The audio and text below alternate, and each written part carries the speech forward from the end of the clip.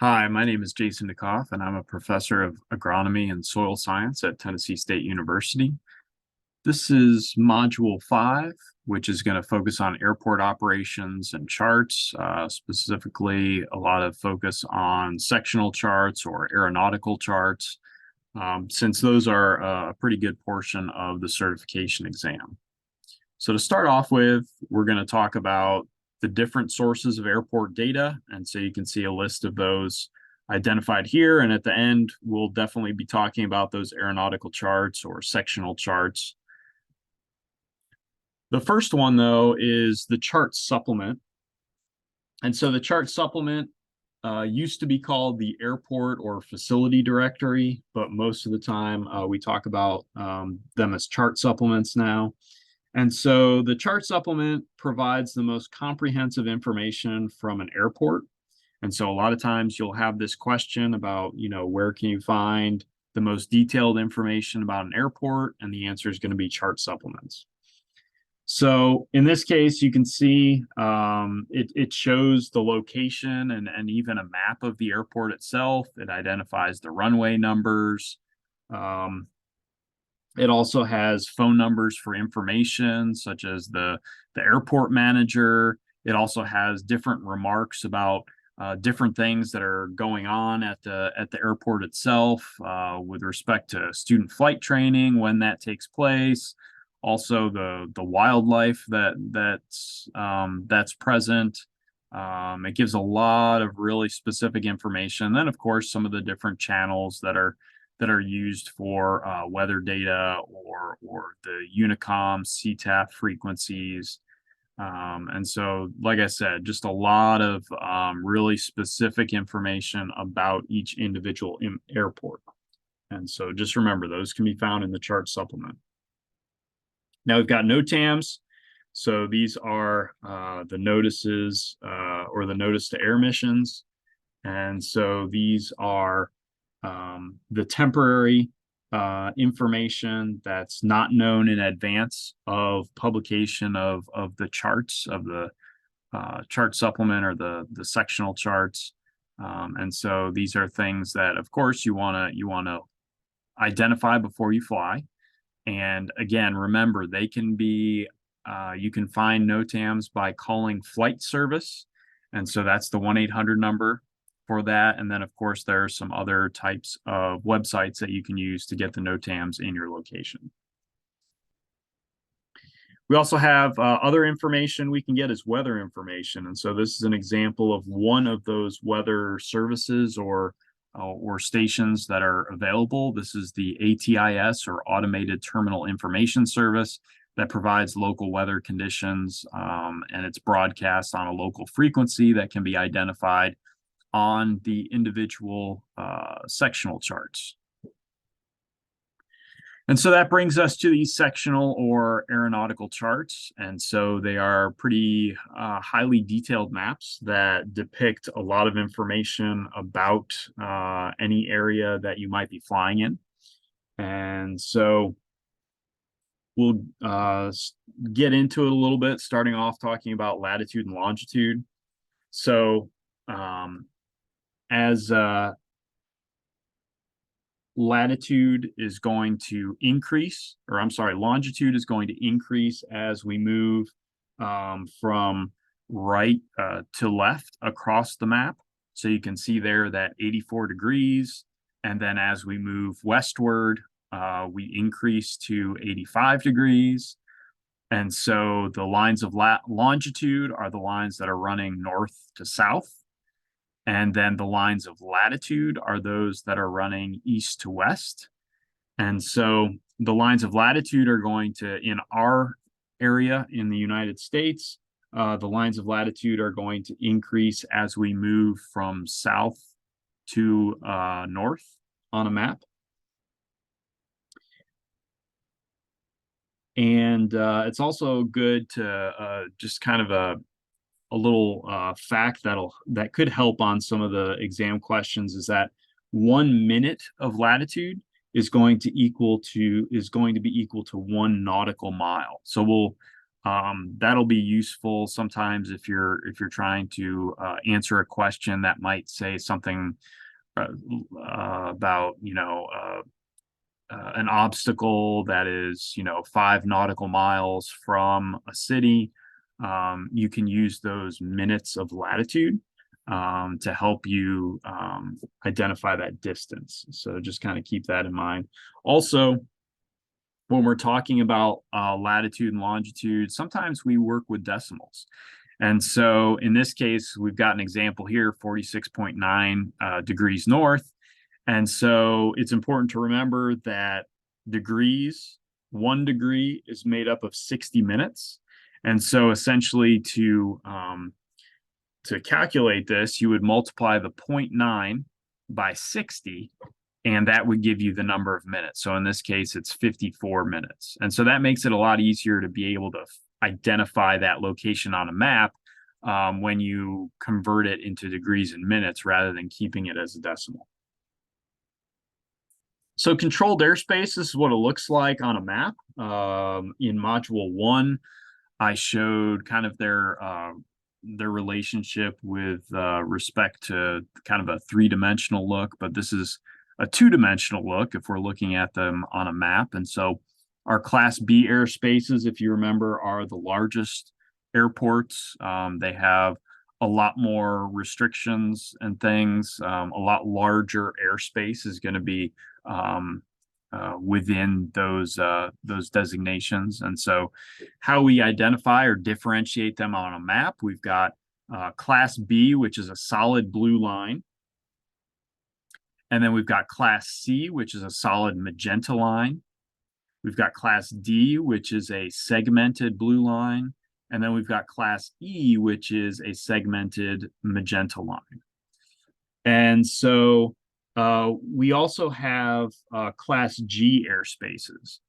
And so those Class G airspaces, if you remember from Module 1, we talked about there were a few different types, a few different ways of classifying them.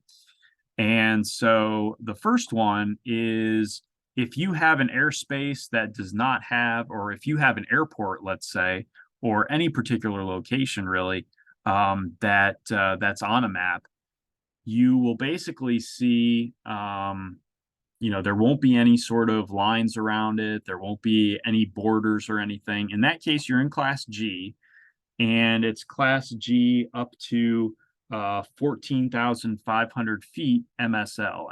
And MSL is going to stand for mean sea level.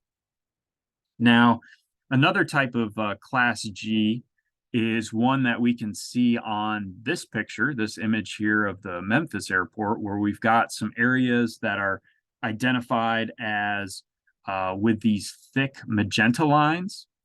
And so with those thick magenta lines, that is going to indicate that we've got a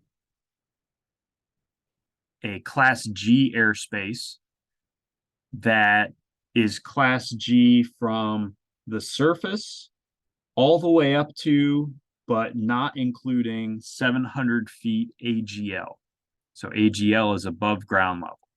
Now, if we had something that was blue, that had this thick blue line around it, then that would also be called Class G, but it would be up to, but not including 1,200 feet AGL. Okay, so that's not to be confused with the blue lines that are around this Class B airport. Those Class B around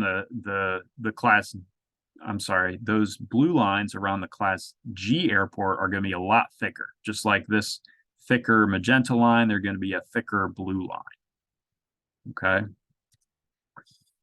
Now, we've got a few other things. If we continue working with this specific airport, there's some other things that we want to focus on. And so this is the first section where we've got some of these different numbers.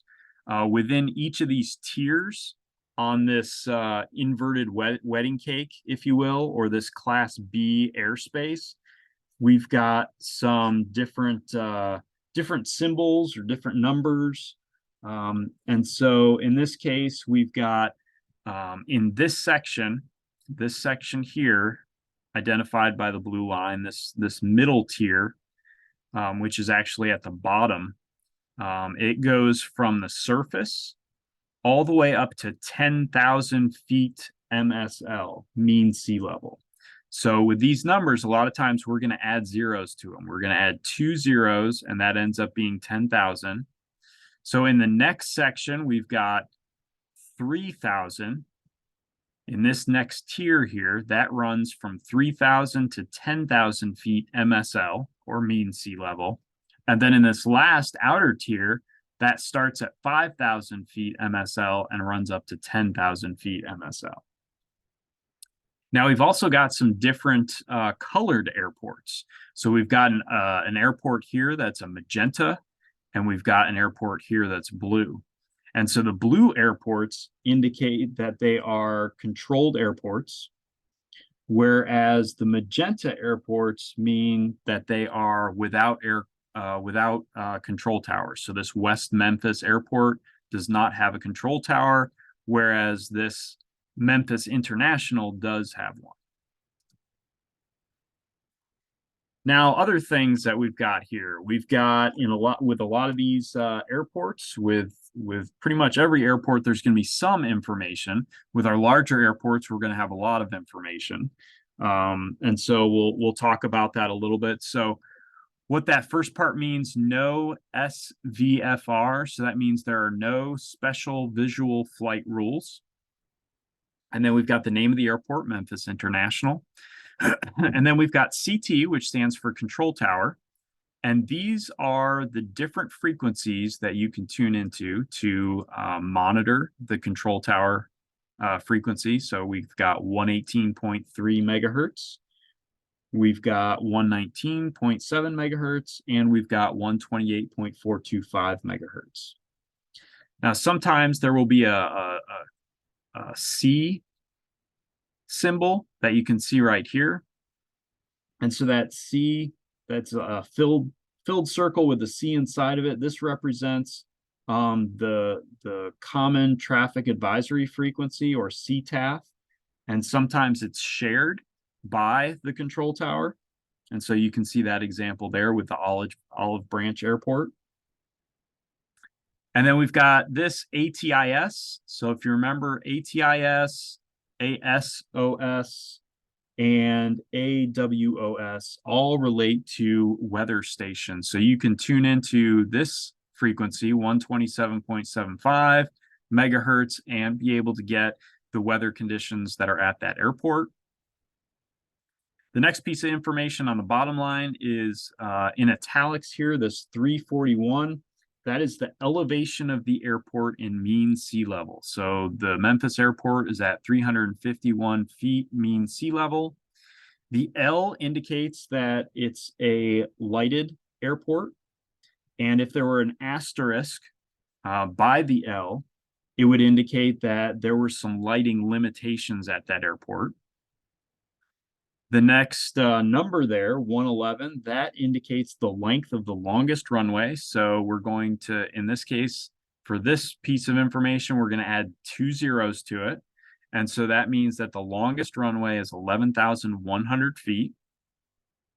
And then the last number here, 122.95, that is the Unicom frequency that allows the pilots to talk or ask for specific information related to the airport. Remember, that's usually run by third-party operations that can provide additional information to the pilot, but it's not the control tower frequency. Next, we have some of these magenta flags, and these are called a visual flight rule waypoint, or VFR waypoint. And they're used as navigational aids by planes. And so an important thing to keep in mind is anywhere you've got some of these magenta flags, you're going to likely have more air traffic because they're being used as navigational aids. We've also got another airport in the vicinity. It's a lot smaller airport. It does not have its own control tower. It's a more of a private regional airport. And the magenta R indicates that it's a private airport. It also has a little bit of information associated with it. And so this information is the elevation of the airport in mean sea level, MSL, so 210 feet MSL. And then the length of the longest runway, we add 2 zeros to that. That's 2,600 feet. So a lot less information at these smaller airports, but there's still a little bit there. And then last thing we've got, in this case, we've got another airport that's actually controlled here in this case. And so this is going to be your Class D airport. It's got that segmented blue line. It's got a shape of a cylinder, essentially.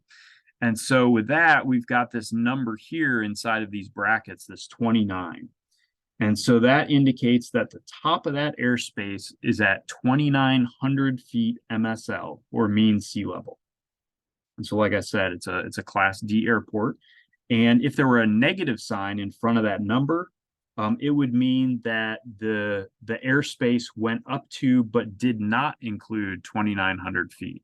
In this case, it does include 2,900 feet because we do not have that negative sign.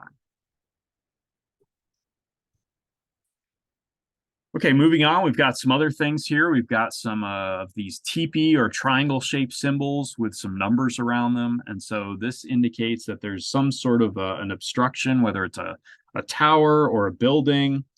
And the numbers indicate the height of those objects. So the top number in italics is the height of the object in feet MSL, mean sea level. So it's 601 feet MSL.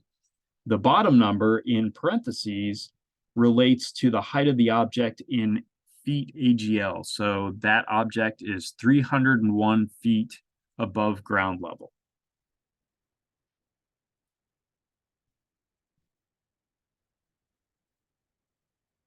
All right, moving on, we've got a couple of other things to talk about. So with our lines of latitude and longitude, these are going to create different quadrants across the map.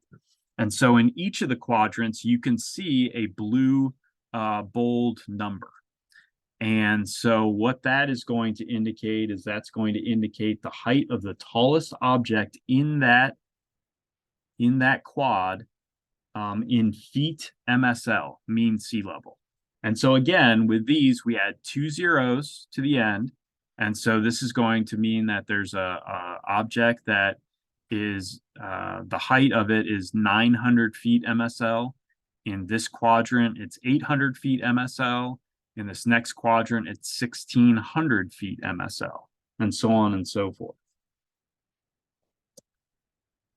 So we've also got this symbol here. Looks a little bit like a compass rose, but essentially what that indicates is that there is a VOR station, or a very high frequency omnidirectional range station, which is a short range radio navigation system that allows planes to stay on course and identify their position. And so the important thing here is to, as with those magenta flags that I talked about on the previous slide, this is also an area where you're going to have a lot more air traffic because they're using this as navigational aid. And so you can also see all of these blue lines coming out of this thing. The blue lines are essentially the highway for the planes that are coming through using some of these as a navigational aid. And so those blue lines, like I highlighted there, those individual blue lines are actually considered Class E airspace, and they extend upward from 1,200 feet AGL. So in most cases, when you're flying a drone, you won't really have to worry about those because they're going to be above where you're going to be flying. But it's important to know for the exam. So those blue lines, they start at they extend upward from 1,200 feet AGL, or above ground level.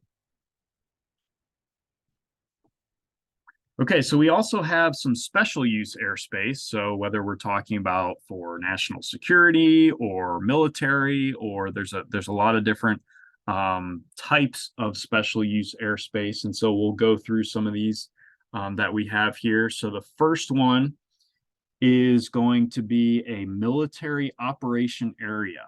And you can see that as MOA. And so we've got two identified there. And so they're identified with the the name, but then also they're surrounded by this magenta comb border.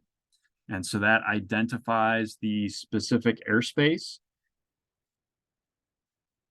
And so these areas can be used by remote pilot operators. The concerns are generally for other aircraft, particularly if they are using IFR or instrument flight rules. Now, we've also got another area inside of this that is surrounded by a blue comb border. And so this has a number associated with it, R3702AB. The R is the important indicator that identifies it as a restricted area. And so these areas may be hot or cold depending upon when they're being used. And so sectional charts might give some information related to these areas, but it's a good idea to call flight service to get those NOTAMs to be able to find out that information. And then also chart supplements will give you more information than the sectional charts will. Now, if the area is hot, obviously you cannot fly in it. If it's cold, you can fly in those areas. Now, another area that has a blue comb border is a prohibited area. We don't have one on this map, but essentially it's the same thing as the restricted area, except it's got a P instead of an R. And in these areas, flight is prohibited. We've also got another one here that's identified as an alert area. The A identifies as an alert area, but also it says alert area. This one is also surrounded by a magenta comb-like border. And these areas may have high traffic or unusual aerial activity, so caution is required. But you can fly in those areas. Now we've also got some of these gray lines in these areas. And so I talked about the blue lines on the previous slide. These gray areas are also areas where planes are going to be flying. But in this case, these indicate military training routes. And so these are going to have aircraft flying at low levels and high speeds. And so the lines are going to be labeled different things. So we've got two lines that are kind of shown here, one that's VR and one that's IR. So the IR indicates that during the training, they're using instrumentation, instrument flight rules, whereas the VR means visual flight rules. And then also the numbers after those letters signify different things. If the numbers in the labels have 4 digits, like we have here, this 1051, that indicates that they are flying at less than 1,500 feet AGL. If they have 2 or 3 digits, like we have in this one, that indicates that at least part of the route is going to be above 1,500 feet AGL.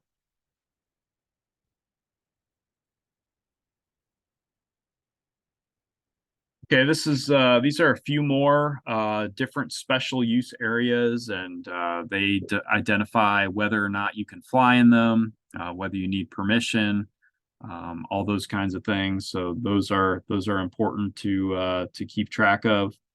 The terminal radar service areas are identified on sectional charts as gray concentric circles. So keep that in mind too. But that's all the information related to special use areas. And that covers all of the information that you'll need to know for those sectional charts or aeronautical charts as we've identified. So this is my contact information. This concludes the drone certification training. This is the final module. Please feel free to contact me if you have any questions.